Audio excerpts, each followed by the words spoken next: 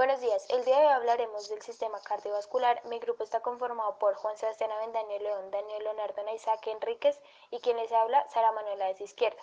Para dar inicio hablaré sobre el corazón, el cual es una bomba que con su acción impulsadora proporciona la fuerza necesaria para que la sangre y las sustancias que ésta transporta circulen adecuadamente a través de las venas y las arterias. En cada latido el corazón expulsa una determinada cantidad de sangre hacia la arteria más gruesa, aorta, y por sus sucesivas ramificaciones que salen de la aorta, la sangre llega a todo el organismo. La sangre, cuando ha cedido el oxígeno y los nutrientes, como las proteínas y azúcares, a las células del organismo, se recoge en las venas que la devuelven nuevamente al corazón. El corazón tiene 4 cámaras o cavidades, 2 aurículas y 2 ventrículos. La aurícula derecha es la cavidad de delgadas paredes situada en la región superior derecha del corazón. En ella las venas cava superior e inferior vierten la sangre procedente de toda la red venosa corporal, y en ella termina el circuito de la circulación mayor o sistémica. Para hablar un poco de la aurícula izquierda, es una de las cavidades superiores del corazón. Está formado por unas delgadas paredes en cuya parte alta se abren los orificios de las 4 venas pulmonares que vierten en ella la sangre procedente de los pulmones, y en ella termina el circuito del círculo menor o pulmonar. Por otro lado están los ventrículos. El ventrículo derecho es una amplia cavidad situada en la parte inferior del corazón, por debajo de la aurícula derecha, apoyada sobre la cara superior del diafragma y por detrás del esternón.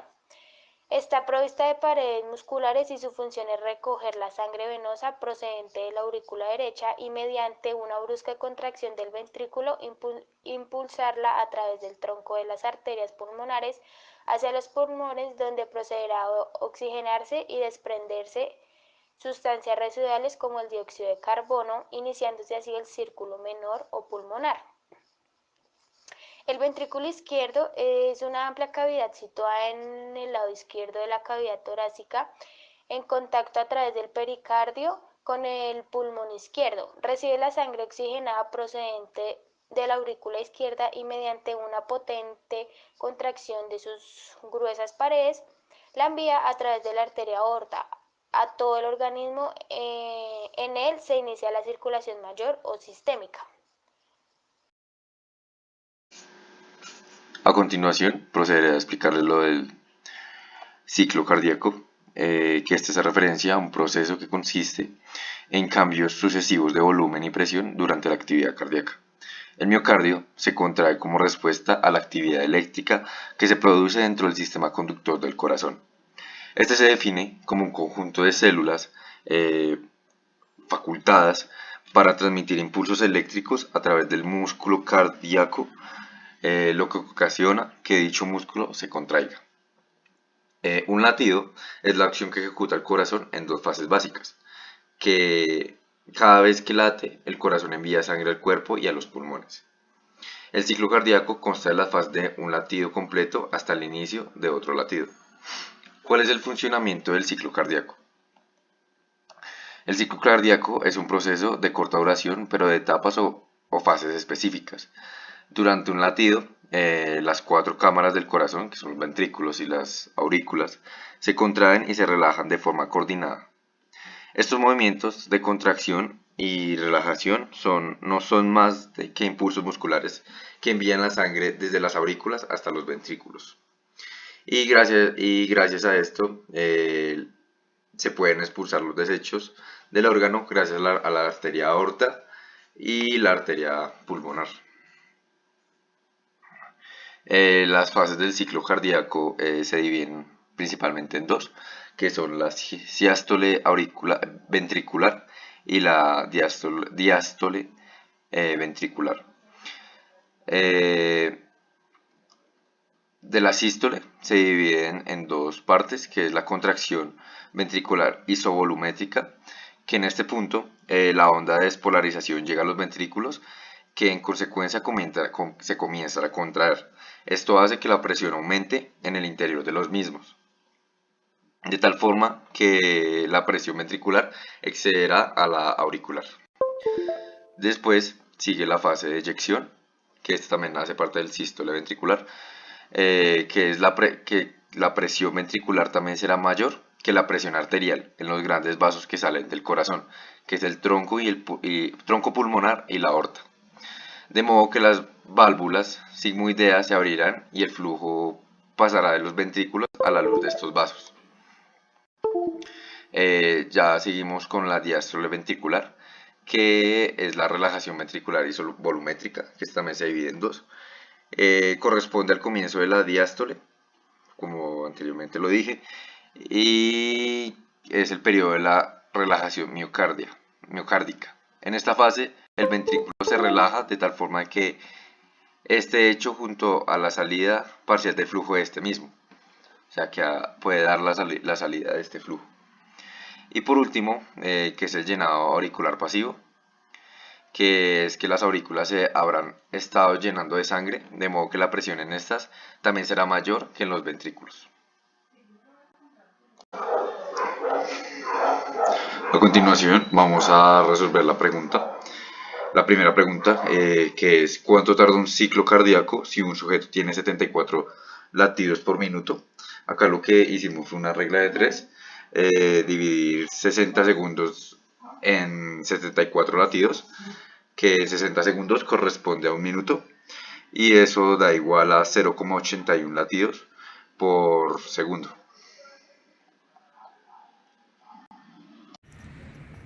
Bueno, en este momento hablaremos de cuánto tarda un ciclo cardíaco en un sujeto que tiene 80 latidos por minuto. Entonces se realiza una operación de un minuto, equivale a 60 segundos y tiene 80 latidos. Entonces queremos saber cuántos latidos hace por segundo. Nuestra solución es que hace 0.75 latidos en un segundo. Y nuestro otro ejemplo, el que tiene 130 latidos por minuto. Entonces la misma operación. Un minuto equivale a 60 segundos sobre los 130 latidos que produce. Entonces esto sería 0.46 latidos que genera en un segundo. Luego de entender cuánto dura un ciclo cardíaco dependiendo de sus pulsaciones por minuto, damos paso a explicar qué es la frecuencia cardíaca. Se entiende por frecuencia cardíaca al número de contracciones del corazón o pulsaciones por unidad de tiempo. Se mide en condiciones bien determinadas y se expresa en pulsaciones por minuto a nivel de las arterias periféricas y en latidos por minuto a nivel del corazón. Bueno, ya sabiendo qué es la frecuencia cardíaca, entonces en este momento hablaremos de la circulación mayor y la circulación menor pulmonar. Entonces, en un primer momento sabemos que se llama circulación mayor o circulación sistémica.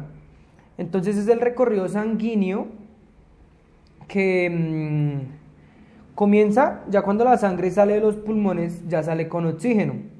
Entonces sale del ventrículo izquierdo del corazón para recorrer toda la vena aorta. De allí pasa a unas arterias llamadas las arteriolas, que se ramifican por sus conductos que se llaman capilares. En este momento los capilares se encargan de liberar el oxígeno y recoger el dióxido de carbono que ya pues será desechado. La sangre a partir de este momento viaja a través de la vena aorta para llegar a las venas principales. Entonces sería la vena cava superior y la vena cava inferior. La sangre ya está carboxigenada. Es distribuida al ventrículo derecho del corazón para afinar el recorrido, y pues esto ya lo llamaríamos la circulación mayor.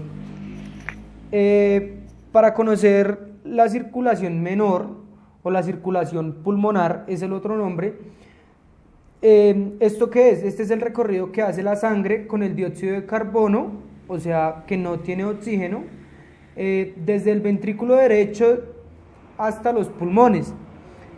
En este momento llega a los pulmones la sangre y es allí cuando es oxigenada. En este caso, sale del corazón, viaja a través de la arteria pulmonar, viaja por las arterias pulmonares y llega a los alvéolos. En los pulmones podemos encontrar que se genera un cambio gaseoso de dióxido de carbono por oxígeno. En este momento la sangre sale del corazón, de los pulmones, y ya va oxigenada. Las venas pulmonares se encargan de ello para llegar al ventrículo izquierdo del corazón. Aquí ya podemos encontrar nuestra bibliografía y algunos anexos que hicimos en algunos libros, unas investigaciones de los dibujos, etc.